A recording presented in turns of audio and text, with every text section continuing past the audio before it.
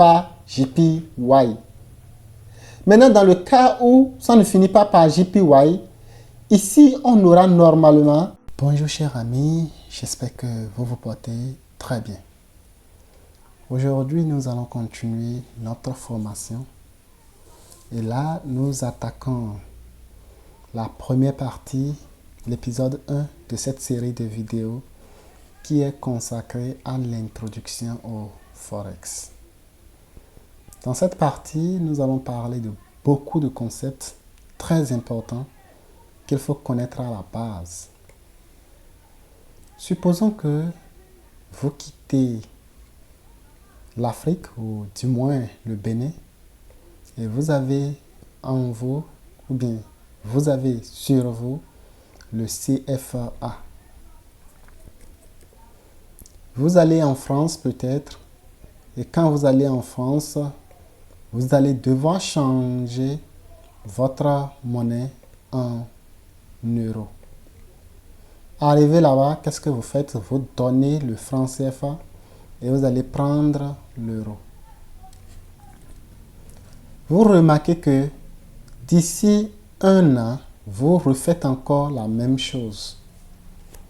Vous allez encore en France et vous remettez le franc CFA et vous prenez l'euro. Supposons que vous êtes allé avec 100 000 francs. Qu'est-ce qui s'est passé? Bon, 100 000 c'est petit, hein? Vous êtes allé avec 100 000 francs et arrivé là-bas, on vous donne quelque chose de 200 euros. C'est une supposition. Je ne dis pas que 100 000 donne 200 euros. OK? Vous prenez 200 euros une fois là-bas. Qu'est-ce qui va se passer en réalité? Au bout d'un an, vous repartez, vous donnez encore 100 000 francs et banalement, vous vous retrouvez à 230 euros. Et vous vous dites, mais qu'est-ce qui se passe? Ça, c'est que, est-ce que c'est l'euro qui a chuté? Ou bien, c'est le CFA qui a augmenté? Et lui, il n'a pas chuté. Vous allez vous poser cette question et vous vous dites donc, si c'est comme ça, je vais commencer peut-être à faire le commerce des devises. C'est ça qu'on appelle les devises en fait. C'est le premier exemple que je vais vous donner pour montrer en fait que le trading, c'est juste du commerce. Vous avez un ami peut-être qui est à côté et qui vous dit, écoute mec, comme tu es revenu des États-Unis et que tu as des dollars, on va voir comment faire du commerce avec cela. Aujourd'hui, vous allez dire que lorsque j'ai $1, je vais prendre 1000 francs. Si j'ai $1, on va me donner 1000 francs. Donc, vous avez un ami qui vous donne ces informations-là. Et il vous dit, au lieu que vous allez changer vos $1 à 1000 francs, cet ami vous dit, écoute, attends encore 2 jours. Au cours des 2 jours, vous allez changer le $1 à 1200. Bon, c'est des exemples que je donne. Hein. Vous allez changer ça à 1200. Ça voudrait dire quoi? Que d'aujourd'hui à demain, il s'est passé quoi? Il s'est passé que la valeur de l'or et du dollar a augmenté. Et là, vous venez de vous faire un plus-value, c'est-à-dire un bénéfice net de $200. C'est exactement la même chose que les traders font. Un trader, c'est simplement quelqu'un qui intervient. C'est comme un marché réel qui intervient, qui achète et qui revend. Ce qui est intéressant ici, c'est que lui, il n'a même pas besoin de se déplacer. Il peut rester chez lui à la maison et faire tout cela. Le trader ou le trading, c'est simplement l'échange. Et on échange quoi? On échange des actifs financiers. On échange des actifs financiers. On échange ça où? C'est la question ça que vous allez me poser. On échange ça sur les marchés boursiers, sur la bourse. Et donc, la bourse va nous servir à échanger, à acheter et vendre. Ou à vendre et acheter. Les deux sont possibles. Et donc, cela nous permettra en réalité de comprendre pourquoi nous devons trader et qu'est-ce que nous allons trader. Lorsque je suis ici, il faut savoir que nous avons plusieurs actifs financiers, parmi lesquels nous avons les devises. Lorsque nous parlons de devises, il faut savoir que nous parlons en réalité des monnaies. Ok? Le marché des devises est encore appelé Forex. Ok? Vous allez voir parfois FX. Vous allez voir parfois Forex. Ok? Les gens mettent souvent Forex, c'est normal. Oh, je ne sais pas bien dessiner. Ok. Qui veut dire Foreign Exchange. Ok? Foreign Exchange. Vous avez le marché du Forex. Le marché du Forex, c'est en réalité le marché des devises. Par exemple, je prends l'euro. L'euro, c'est la devise. Ok? Euro, c'est une devise. Si vous venez là, euro, c'est une devise. Le dollar américain, c'est une devise. Le livre sterling, le GBP, ok? C'est une devise. Lorsqu'on vient sur le JPY, le yen japonais, c'est une devise. Le AUD, ok? Le dollar australien, c'est aussi une devise. On a le NZD aussi. Si vous connaissez d'autres, n'hésitez pas à mettre ça en commentaire. Ok? Ça va aider. Et donc, mettez les autres en commentaire. Et donc, nous avons beaucoup de devises.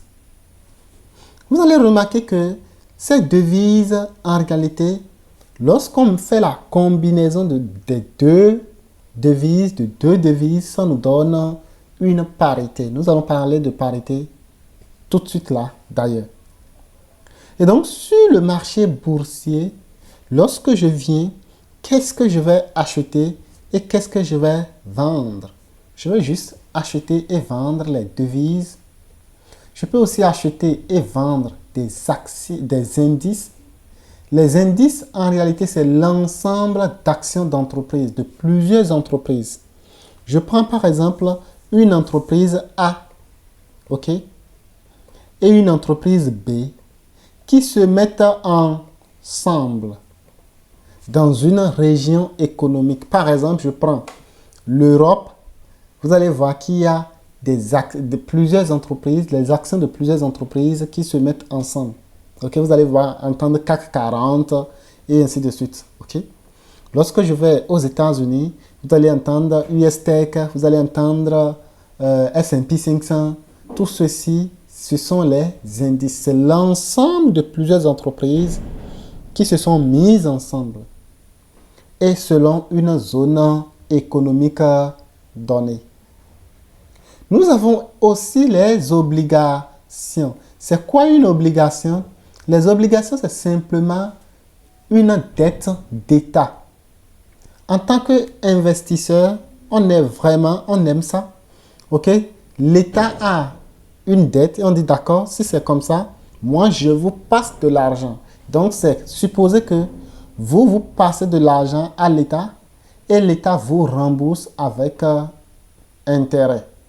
Et c'est souvent bon parce que investir dans les obligations, ok, si vous avez un portefeuille d'investisseurs, ayez au moins 60 à 70% d'obligations et le reste d'actions. Pourquoi? Parce que c'est souvent difficile que l'État ne vous rembourse pas, non? N'est-ce pas? Bon, ça dépend des États aussi, hein? Donc, ça aide énormément à sécuriser son portefeuille. Ensuite de cela, nous avons les matières premières. C'est quoi les matières premières? Les matières premières, c'est l'ensemble de tout ce que vous connaissez. Par exemple, le coton, le coltan, l'or. Vous avez aussi, en tout cas, tout ce que vous connaissez. Écrivez ça en commentaire. Le cacao. Tout ceci, on vend ça. Vous voyez, en ligne. Et enfin, les crypto-monnaies. Les crypto-monnaies, vous les connaissez tous. Donc, on peut aussi les trader. Ça fait partie de l'ensemble des actifs financiers. OK? Voilà. Qu'est-ce qu'il nous reste maintenant à faire? Nous connaissons déjà les devises. Nous connaissons déjà ce que c'est que le trading, qui est l'échange. Un autre exemple très simple, vous allez au marché, vous avez le dollar, ok? Vous allez au marché et vous voulez acheter peut-être de la viande. Qu'est-ce que vous faites? Vous allez donner le dollar et prendre de la viande, n'est-ce pas? Super. Ça veut dire que vous venez de vendre le dollar, ok? Vous venez de vendre le dollar et d'acheter de la viande. Vous voyez? Vous venez de vendre le dollar et acheter la viande. Et le vendeur vous a vendu la viande et acheté votre dollar. Vous voyez un peu? C'est exactement la même chose sur le trading. C'est ce que nous faisons, c'est ce que nous sommes, c'est ce que nous faisons tous les jours en tant que trader. Ok, sans trop tarder, nous allons passer à quelque chose vraiment très intéressant. Comme nous venons de le dire, lorsque nous mettons deux devises ensemble, nous avons une parité. Par exemple, je prends euro et je le complète à une autre devise USD. Ça va donner quoi? La paire euro-USD. Cette paire qui est ici, cette devise du moins, est appelée la devise de base. Et celle-là est appelée la devise de contrepartie. La devise de base, c'est elle ici. C'est en fait la devise qui donne plus de mouvement, ok, à notre parité. Je ne dis pas que le reste ne fait pas bouger, ça fait bouger ça, mais elle donne plus de mouvement à notre parité. Et celle-là, c'est la devise de contrepartie. Ça veut dire, c'est la devise vers laquelle nous faisons notre échange. Ok? C'est-à-dire, j'ai le CFA ou j'ai l'euro et je veux acheter le dollar. Ok? Donc, c'est la devise de contrepartie. Vous voyez ça? La devise d'échange ou la devise de contrepartie. Et donc, vous avez ça. Ces deux vont former ce que nous appelons une parité. Et une chose très simple, c'est que lorsque cette devise grimpe, toute la parité grimpe. Et lorsque cette devise chute, toute la parité chute. Lorsque celle-là grimpe, la parité chute. Et lorsqu'elle chute, la parité grimpe. On va donner un exemple très simple, ok? Nous allons prendre par exemple une fraction. Considérez ceci comme une fraction. C'est une fraction. Ça fait euro sur dollar. Ok? Nous allons prendre un simple exemple. Et donc cet exemple, nous avons une fraction dont le numérateur c'est euro et celui qui est en bas c'est le dollar. Supposons que nous avons 3 sur 7 ou bien sur 1. Ça va toujours donner 3, n'est-ce pas? Si cette fois-ci on passe à 4 sur 1, parce que celui du rho est en train de changer, on voit que ça grimpe, n'est-ce pas? Plus on évolue, plus on remarque que ça grimpe. Exactement la même chose, c'est ça. Le numérateur, c'est euro et le dénominateur, c'est le dollar. OK? Si celui-ci qui est en bas est en train de grimper, supposons qu'on vient d'avoir maintenant 3 sur 6, vous allez remarquer quoi? Que le résultat va chuter. Ça veut dire que toute la paire va chuter. C'est ce que je venais de vous expliquer tout à l'heure. Nous allons voir un concept vraiment très intéressant encore, en plus de l'explication que nous venons de donner sur l'évolution des parités. Je viens ici par exemple et j'ai mon cours ici. J'ai mon cours ici. Je viens sur le marché, quelque chose me dit, il faut que tu achètes à ce niveau-là. Donc, j'achète ici mon euro USD. OK? Lorsque j'achète mon euro USD, le lendemain, je me retrouve à euro USD qui est à ce niveau ici. Ça veut dire que ça a grimpé. J'ai acheté à 36 et je viens d'atteindre les 1.050. Lorsque j'ai ça, il faut dire que les chiffres ici, je devais mettre normalement 4 chiffres. Hein, donc, c'est, disons, euro JPY, ok? Nous sommes en face de euro JPY. Je vais vous dire pourquoi je dis ça comme ça, ok? Les chiffres ici, qu'est-ce qui s'est passé réellement? Il s'est passé simplement que le marché a grimpé. Maintenant, comment est-ce que je vais prendre mon ordre? Je sais que certainement les cours sont en train d'osciller, n'est-ce pas? De bouger dans tous les sens. Et donc, qu'est-ce qui se passe? Je viens sur le marché et je regarde mon graphique et je remarque que les cours sont actuellement à 1.0 0,29. OK? 1.029. Mais mon analyse ne me permet pas de prendre position tout de suite là. Et je veux que si le marché repart à 36, que je sois déclenché. C'est-à-dire si le marché repart à 1.036, je serai déclenché. Je vais simplement ouvrir mon ordre et dire, je vais ouvrir mon ordre à 36. Si le marché vient comme ça, à 0,36 là, déclenche-moi.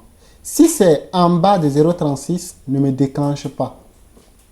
Donc le marché peut continuer à descendre, ça ne me fera pas de mal. Ça ne me fera rien. Mais si le marché vient là, il va me déclencher. Et qu'est-ce qui va se passer? Le marché viendra me déclencher à 0,36 et venir jusqu'à 0,50. Qu'est-ce qui s'est passé tout à l'heure?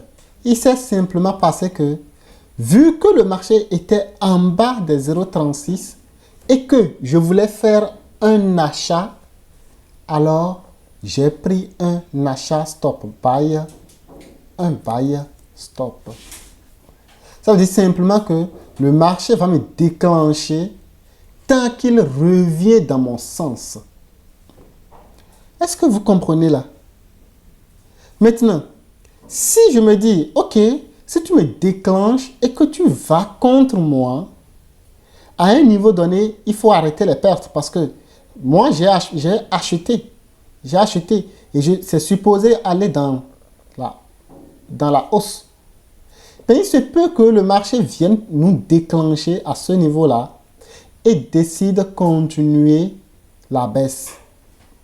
Et là, je serai comment? En négation.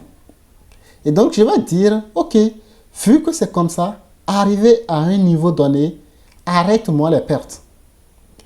Et je mets là mes pertes à un niveau qui est 1.029 ou bien 1.028. 1.028. Et quand le marché va revenir à 1.028, ça va fermer ça. Ceci est appelé mon stop de protection. Mon stop de protection. Et mon stop de protection est aussi un seul limite. Ok? C'est un seul limite.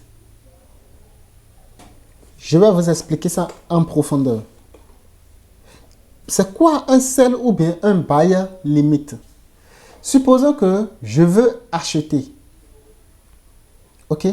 Je veux acheter à 1,32.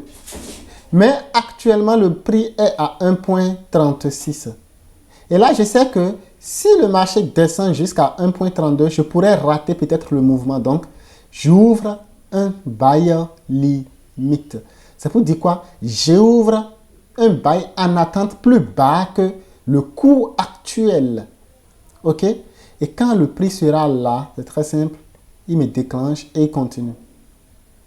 Est-ce que vous voyez là, je viens de faire un sell limite. Vous voyez là.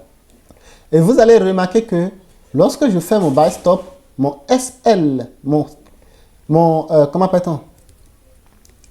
Ma protection est également appelée sell limite, n'est-ce pas? Attention, je n'ai pas fait sell limite ici, j'ai fait un buy limite. N'hésitez pas si vous remarquez que peut-être j'ai sauté des choses ou bien j'ai mal écrit certaines choses, corrigez-moi ça en commentaire. Parfois, en faisant le cours, il se peut que nous omissons certaines choses, ok? Et donc, voilà un peu la différence entre un buy stop et un buyer limite. Vous voyez là.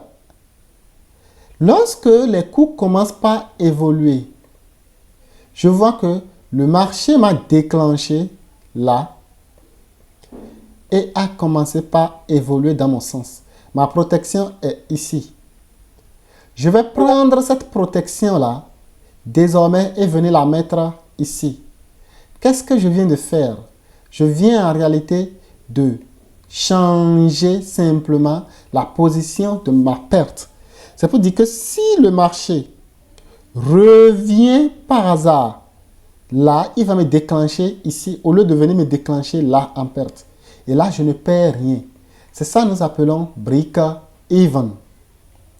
Si vous entendez BE ou bien break-even, c'est ça. Vous ne perdez rien et vous ne gagnez rien. BE ou break-even. Vous ne perdez rien, vous ne gagnez pratiquement rien. J'espère que c'est clair. Hein? Ensuite de cela, le marché peut continuer. Mais je me suis dit, si le marché vient jusqu'à 1,50, qu'il s'arrête, je prends mes profits. On va appeler ça comment? Un TP. Take profit. Un TP. Et vous voyez que c'est vraiment intéressant. Nous venons de savoir ce que c'est que les ordres. Comment passer les ordres sur le marché. Maintenant, il y a des concepts vraiment très intéressants aussi là qu'il faut maîtriser, parmi lesquels je vais parler de... J'ai par exemple acheté ici, n'est-ce pas, à 1,36 et j'ai pris mon TP à 1,50. Combien je viens de gagner en réalité en termes de langage d'un trader? Parce que vous avez un ami et l'ami vous dit, écoute mec, combien tu as fait aujourd'hui sur le marché boursier? Au lieu de lui dire, j'ai fait 10 000 $, j'ai fait 50 000 $, il faut lui parler en langue d'un trader. C'est là que nous allons voir ce que c'est qu'un pip. Les pips. OK? Les pips, c'est très facile. Pour calculer ou bien pour retrouver ce que c'est qu'un pip, c'est très facile. Je prends ici ma cotation de TP, ok, et ma cotation d'entrée, et je fais leur différence. Il suffit simplement de faire ceci moins ça pour trouver le nombre de pips. J'ai là 1.036, 0,50 moins 1.036 qui va nous donner, je pense bien, 0.014, hein, je crois. Si je suis bon en calcul mental. Donc ça fait 1.014. Si j'ai mal calculé, dites-moi ça en commentaire. N'est-ce pas? Je viens de faire 1.014. Ici, ce qu'il faut faire, c'est que c'est très facile. Est-ce que je viens de faire 0.014 pips? Non. Qu'est-ce qu'il faut faire? Il suffit de venir là et de supprimer la virgule là. Ok? 0,014 là. On supprime la virgule. Je viens de faire 14 pips. Ça, c'est sur le marché de l'euro JPY. Et le marché du JPY, tout ce qui termine par JPY, ça toujours 3 pips derrière. Ok? Maintenant, on va voir, quand on n'a pas le reste, on va voir le cas des autres. Ok? S'il y a des exceptions, bon, tant mieux, parce que sur le marché des indices, c'est autre chose. Et donc, ce que je vais vous montrer plus, si vous comprenez pour le Forex, vous pouvez comprendre les autres. Ok? Donc ici, nous venons de faire 14 pips. Ce qui voudrait dire que si, par exemple, j'ai 0.1 au niveau de Euro JPY ou bien GBP JPY, il suffit simplement d'augmenter derrière 2 zéros parce qu'on a 3 chiffres après la virgule. Alors que là, on vient d'avoir un chiffre. 1, 2. Et je supprime ça. Je viens de faire combien? 100 pips. Vous voyez là, je viens de faire 100 pips. Si j'ai 0.001 et 2, 3, je viens de faire combien? Je ne viens pas de faire 23 pips. Non. Je viens de faire 2 pips. Vous voyez ça? 2 pips. Celui qui est derrière, on ne le compte pas parce qu'on avait combien de chiffres après la virgule? 1, 2, 3. Donc, je viens de faire 2 pips. Vous voyez là? Je supprime ce qui est là et je compte 3 chiffres et je lis correctement. Vous voyez un peu? Le 3, on ne le lit pas. Dans le cas de tous ceux qui terminent, des parités qui terminent par JPY. Maintenant, dans le cas où ça ne finit pas par JPY, ici, on aura normalement 3 chiffres après la virgule. Je vais augmenter 1, 1, 1 partout. Et je dis 3 chiffres, 4 chiffres après la virgule. Donc ici, j'ai en réalité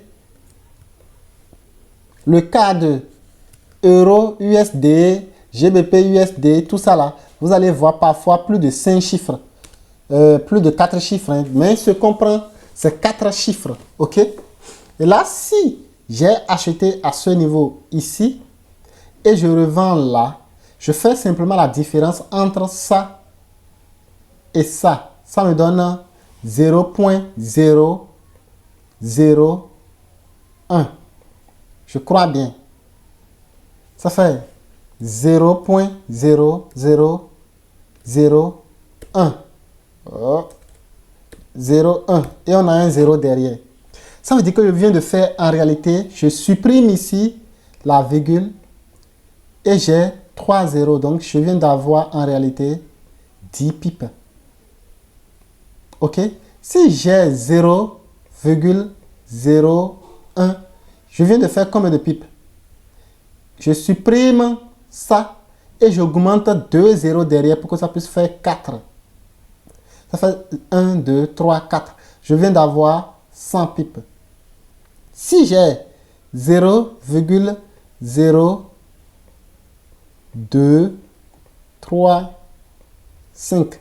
Donc, je viens d'avoir, ça fait 1, 2, 3, 4. Je supprime ça et j'ai 234 pips. Si j'ai 0,000 0,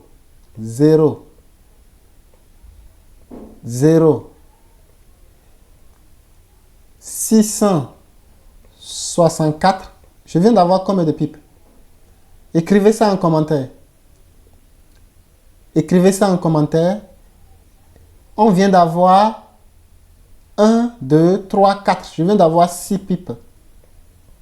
Et non 664 pipes parce que on compte à partir de la virgule. J'espère que vous avez compris ce que c'est qu'un pipe. Vous avez compris également comment est-ce que ça marche. Nous passons à l'étape suivante. Lorsque je viens sur le marché boursier, nous avons souvent ce que nous appelons les tailles de position. Les tailles de position, c'est simplement, comment appelle-t-on?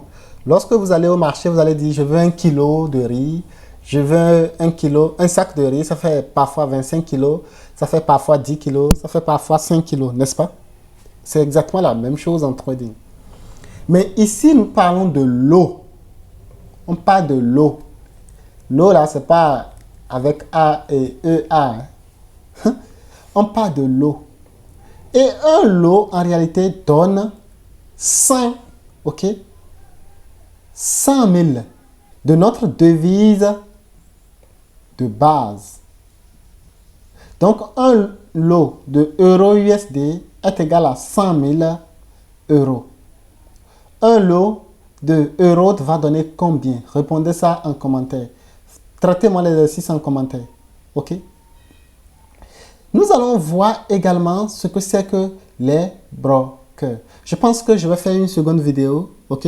La vidéo numéro 2 de cette partie dans laquelle nous allons parler des brokers des marchés. J'espère que cette vidéo vous a vraiment fait du bien et que vous allez la partager parce que c'est des jours de travail. Laissez aussi des commentaires, des likes, ça fait énormément de bien. Et on se dit à la vidéo suivante, la partie 2, ok, de cet épisode-là, pour terminer avec les brokers. Je vais vous montrer par exemple les brokers, comment est-ce que ça marche, comment est-ce que vous pouvez connecter tout ça là à votre téléphone, ok, et à votre ordinateur. Avant d'attaquer l'épisode suivant qui est sur TradingView, pourquoi j'utilise TradingView, comment je l'utilise, et ainsi de suite. Les amis, ciao ciao, on se dit à la vidéo prochaine.